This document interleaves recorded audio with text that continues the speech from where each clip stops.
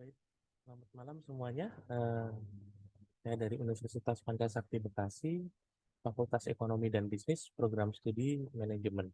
Kali ini saya ingin mempresentasikan hasil UAS saya itu untuk mata kuliah Matematika, Ekonomi, dan Bisnis. Dosen pengampu adalah Ibu Irvia Eriza, MPD.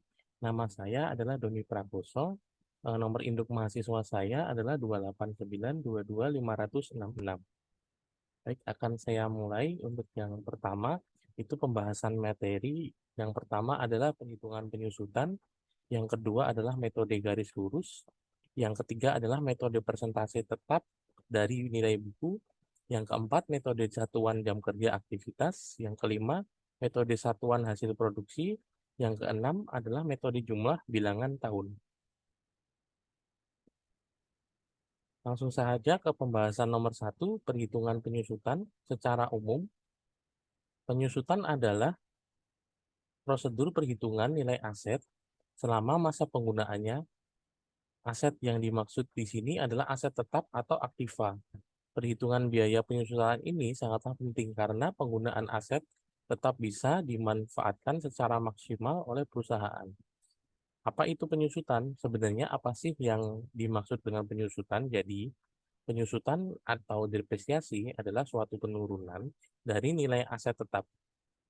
Penyusutan ini sifatnya permanen. Dengan kata lain, ketika aset tersebut dikurangi biaya penyusutan, maka tidak bisa lagi dikembalikan ke nilai aslinya.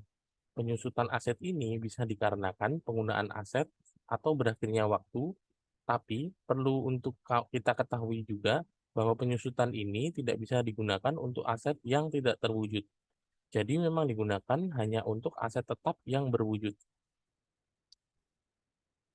Lalu apa saja sih faktor-faktor penyusutan? Jadi terdapat beberapa faktor yang mempengaruhi seperti harga perolehan, umur ekonomis aset, atau aktiva dan nilai residu. Tahukah kalian pengertian dari ketiga faktor tersebut? Baik, akan saya jelaskan. Untuk yang pertama, harga perolehan. Harga perolehan adalah harga atau biaya yang dikeluarkan untuk mendapatkan aset tetap. Yang kedua, umur ekonomis. Faktor selanjutnya adalah umur ekonomis, yaitu perkiraan umur sampai kapan kira-kira aset tersebut dapat digunakan efektif sebelum habis masa pakainya. Yang ketiga adalah nilai residu. Terakhir ada nilai residu, yaitu nilai sisa dari suatu aset di akhir umur ekonomisnya setelah dikurangi dengan nilai penyusutannya. Cara menghitung penyusutan. Cara menghitungnya ada 4, jadi kita bisa pilih akan menggunakan metode mana yang lebih simpel kayak gitu. Yang pertama adalah metode garis lurus atau straight line method. Metode yang pertama adalah garis lurus. Metode ini yang paling sering digunakan di akuntansi untuk menjaga penyusutan tetap konstan. Ada dua rumus untuk memperhitungkan ini.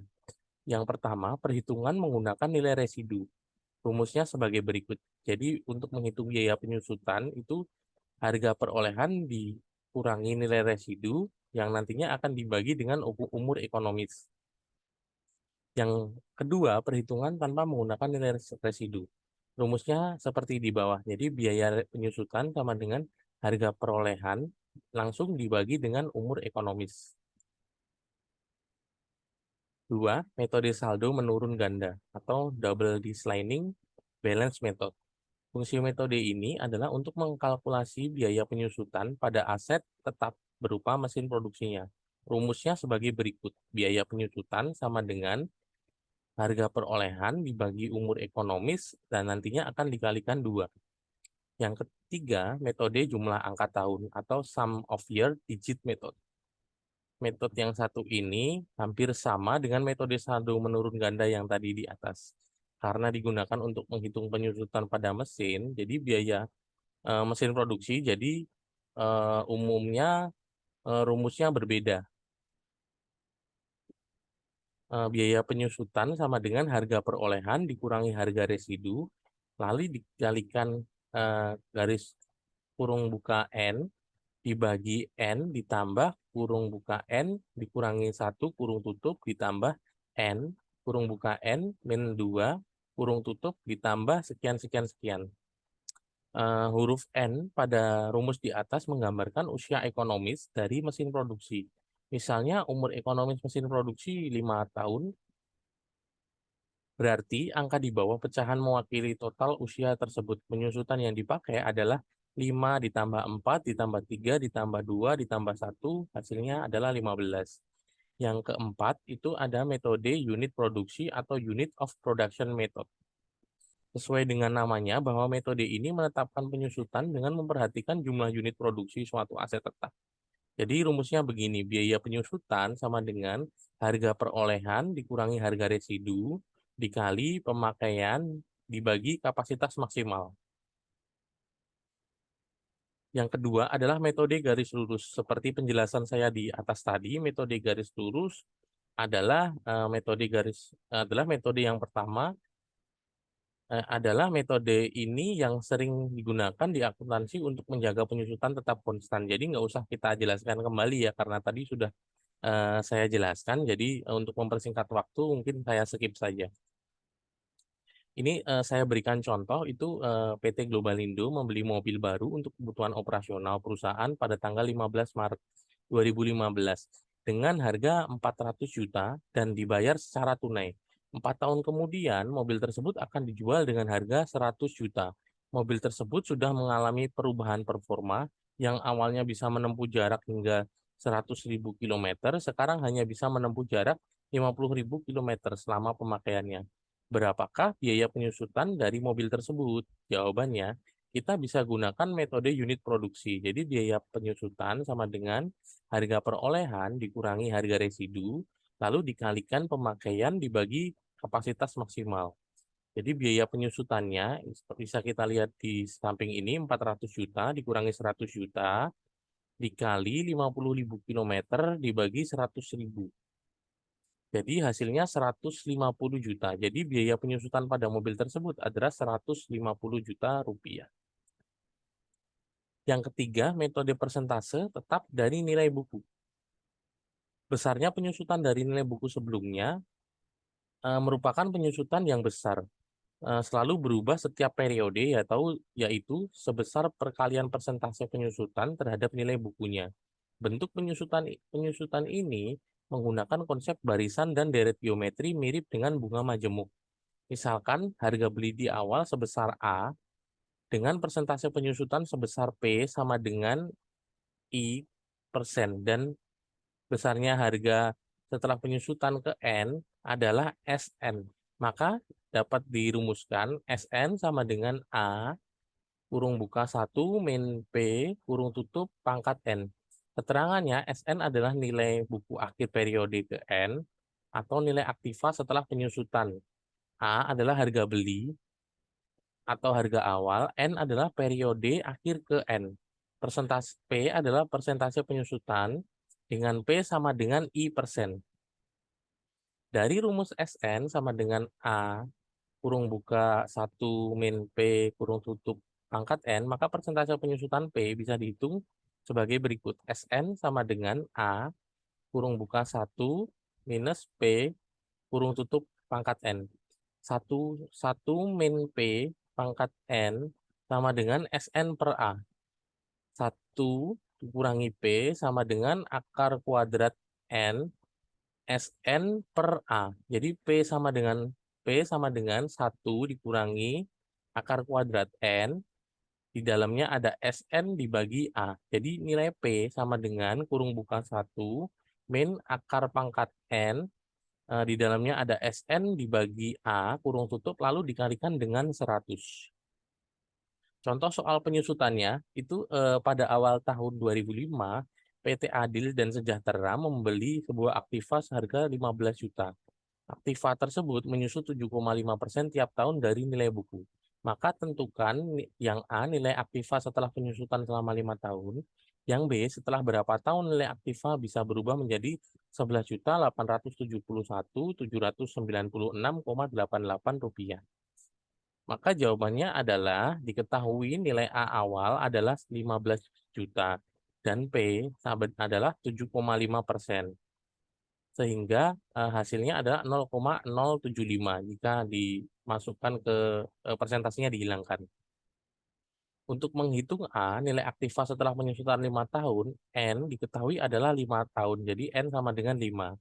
Sn sama dengan A, kurung buka, 1 min P, kurung tutup, pangkat N. Jadi S5 adalah 15 juta dikali 1 kurangi 0,075 dikali pangkat 5. Jadi 15 juta dikali 0,6771870 hasilnya adalah 10.157.806,20. Jadi nilai akhir tahun kelima adalah 10 juta, sekian.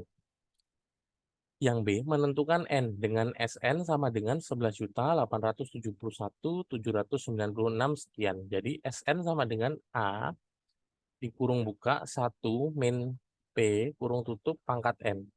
Seperti kita ketahui, SN-nya adalah 11.871 sekian. Jadi A sama dengan 1 min P kurung tutup pangkat N sama dengan 11 juta sekian. 15 juta dikali 1 dikurangi 0,075 pangkat N sama dengan 11 juta sekian. Kurung buka 0,925 pangkat N sama dengan 11.871 sekian dibagi 15 juta. Jadi perhitungannya 0,95 pangkat N sama dengan 0,7914 sekian beri log. Log 0,925 pangkat N sama dengan log 0,7914533125. Sifat log ini adalah pangkat. Jadi N kali log. Kurung buka 0,925 sama dengan log 0,794153 sekian.